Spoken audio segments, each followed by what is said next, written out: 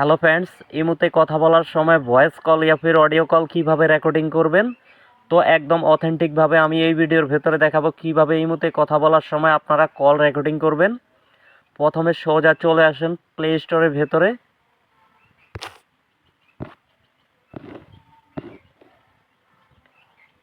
Play store অ্যাপসের উপরে click করুন, সার্চ বারে ক্লিক করুন।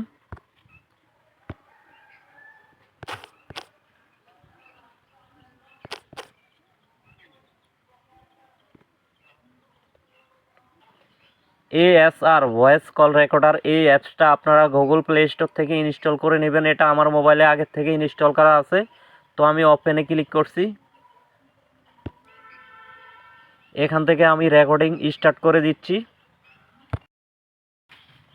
তো আপনারা রেকর্ডিং চালু করার পরে হোম বাটনে প্রেস করে রেকর্ডিং অপশন থেকে বের হয়ে এসে সোজা ইমোতে চলে আসবেন। তো আমি একজনকে কল করে দেখাচ্ছি কিভাবে রেকর্ডিং করে।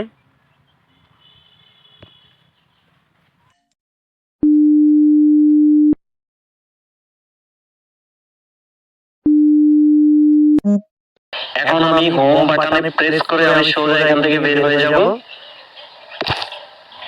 তো এখন আমি ইমোতে ঢুকছি। ইমোতে ঢোকার পরে আমি দেখাইছি আপনারা একজনকে কল করে দেখাবো কিভাবে কল রেকর্ডিং করতে হয়।